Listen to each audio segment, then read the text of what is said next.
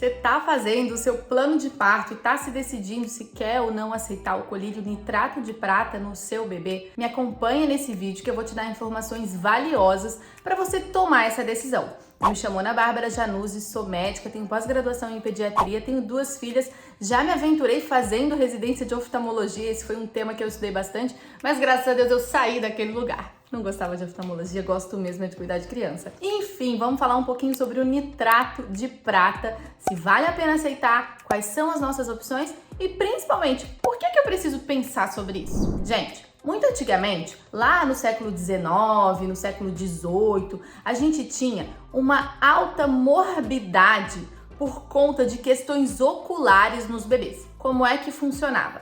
As crianças nasciam numa época em que a gente tinha muita gonorreia, mais gonorreia até do que clamídia, causando alterações oculares nos bebês. Muitas crianças, quando não ficavam cegas, ficavam com alterações corneanas, porque são alterações mais aqui de fora, como cicatrizes. Então, quando elas enxergavam mal, precisavam de mais óculos, mas a gente sabe que óculos não era tão fácil de conseguir. Enfim, era um verdadeiro caos. Estima-se que muitas crianças ficaram cegas por conta da conjuntivite causada tanto pela gonorreia como pela clamídia. Deixa eu fazer um parênteses aqui. Gonorreia e clamídia são coisas que existem até hoje. Não é porque você viu um parceiro limpinho, cheirosinho, bonitinho que ele não tem gonorreia e clamídia, porque até 80% dos casos de gonorreia e clamídia são assintomáticos. Não tem sintoma nenhum, ou pelo menos não tem sintoma nenhum que a gente perceba sem de fato fazer uma análise. Ótimo, ótimo assunto. Isso quer dizer que todo mundo pode ter gonorreia e clamídia? Não, não quer dizer isso, mas estudos mostram que muitas pessoas podem ter. Dependendo da população, até 30% delas podem ter ou o gonococo ou a clamídia identificados ali. Mas o que isso tem a ver com o colírio que eu vou colocar no meu bebê? Volta lá. Lá no século XIX, mais especificamente em 1881, um francês chamado Crédet fez uma coisa muito boa para os olhos daquelas crianças que estavam ficando cegas por conta da clamídia e do gonococo, principalmente do gonococo. Ele instituiu uma lavagem com uma substância chamada nitrato de prata, que na época era a 2%. Ótimo, muito interessante. A gente viu cair muito as taxas de alterações corneanas, distúrbios visuais e cegueira naquelas crianças. Gente, isso é incrível. Isso é muito incrível. Mais ou menos em 1970, instituiu-se no Brasil que isso ia acontecer com todas as crianças, mas não mais com 2%. Lembra que o nitrato era 2%?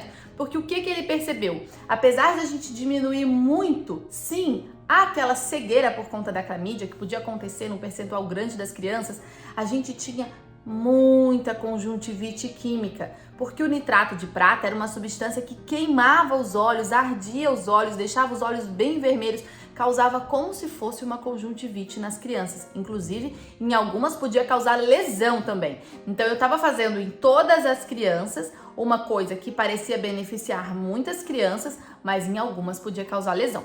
Era o que tinha na época, né, gente? E a medicina baseada em evidências é extremamente interessante porque ela evolui. Eu vejo muita gente falando que nitrato de prata é uma tortura. Gente, hoje em dia, com outras opções e outras coisas que eu vou falar, de fato não parece ser a melhor opção. Mas antigamente era o que tinha e graças a Deus tinha, né? Graças a Deus a medicina evoluiu nesse sentido. Ótimo. Passou-se um tempo, o nitrato de prata, agora 1%, começou a se perceber não só uma mudança epidemiológica na clamídia e no gonococo, e a clamídia começou a se tornar o principal causador dessa conjuntivite neonatal. Como se percebeu que o nitrato de prata não é tão bom contra a clamídia, ele era muito bom quando o principal causador era o gonococo, mas com a clamídia, mais ou menos, na verdade ele não é muito bom. E que a manipulação desse nitrato de prata 1% estava causando problemas, porque o nitrato de prata 1% ele é extremamente sensível. Sabe uma plantinha sensível com emoções complicadas? É o nitrato de prata 1%. Se você não armazenar direito, ele estraga, ele aumenta ou diminui o seu percentual, ele é muito variável dependendo do armazenamento. E aí começou a se questionar por que eu tenho que fazer nitrato de prata em todas as crianças, se o nitrato de prata é péssimo contra a clamídia, que começou a se tornar o principal causador de conjuntivite neonatal. Se hoje em dia eu tenho um aumento substancial do acesso ao sistema de saúde, acesso ao serviço de saúde. Lembra que as crianças, gente, nasciam quase todas em casa. A gente quase não tinha cuidado dessas crianças. Epidemiologia a gente quase não tinha. Muito diferente de hoje. Estamos em 2022 quando eu gravo esse vídeo. E se eu tô oferecendo uma coisa que causa muita conjuntivite química nesses olhinhos, né? Não é boa para contra a clamídia. E eu tenho outras opções, como por exemplo a iodopovidona e outras coisas que eu posso fazer para as crianças. Então começou esse questionamento: será que eu devo usar nitrato de prata? No Brasil, é uma lei dentro dos hospitais, mas você pode recusar mediante um termo que todas as crianças recebem o nitrato de prata. Alguns hospitais oferecem a iodopovidona, outros hospitais oferecem outras coisas que tendem a causar muito menos conjuntivite do que o próprio nitrato de prata. E aí você pode se perguntar: beleza, eu aceito? Eu não aceito? Há que se questionar. Primeiro de tudo, tem outras opções além do nitrato de prata? Se você mora no Espírito Santo, por exemplo, não se faz mais nitrato de prata no Espírito Santo, como eu tô falando agora nesse vídeo. Por quê? Porque teve um caso de cegueira numa criança e aí instituíram a iodopovidona em todas as crianças.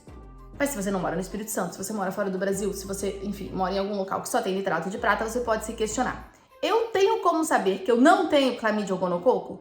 Ué, mas tem como saber? Tem. Existem rastreios na gestação, não são 100%, mas são bem próximos disso. Rastreios na gestação que a gente pode fazer na gestante, a gente passa um cotonete, isso não é coberto pelo SUS, tá? Um ponto importante aqui. A gente passa um cotonete para avaliar dentro dessa mucosa vaginal se a gente tem a presença de clamídia ou gonococo. Tendo a presença de clamídia ou gonococo, a gente trata e toma uma decisão. Não tendo a presença de clamídia ou gonococo, a gente pode tomar outra decisão. Isso tudo precisa ser pensado para você colocar no seu plano de parto. Porque decidir fazer ou não é decisão da família. Mas é importante que seja uma decisão consciente. Principalmente se tiver outra opção de profilaxia. Porque a profilaxia pelo nitrato de prata é ruim. Se ela fosse boa e se ela hoje em dia, como lá em 1881, se justificasse, ótimo. Mas hoje em dia a gente pode se questionar: será que ela é a melhor opção? Tendo mudado o perfil epidemiológico, tendo outras opções disponíveis e tendo também a possibilidade de fazer rastreio para algumas pessoas? Fica aí o questionamento. Espero que esse vídeo tenha sido positivo para vocês, para discussão se vale a pena ter uma chance de conjuntivite química por conta do nitrato de prata versus não fazê-lo, versus uma chance de desenvolver conjuntivite neonatal. É um questionamento muito importante, mas eu acredito mesmo que as informações e a ciência precisam estar disponíveis para todo mundo para que a gente possa tomar boas decisões no nosso plano de parto, na nossa decisão do que é que vai ser feito com o nosso bebê dentro do hospital assim que ele sai da barriga. Espero que tenha sido positivo. Deixa aqui os comentários as suas dúvidas, o que você gostaria mais de saber sobre plano de parto, sobre o colírio, etc. E a gente conversa no próximo vídeo.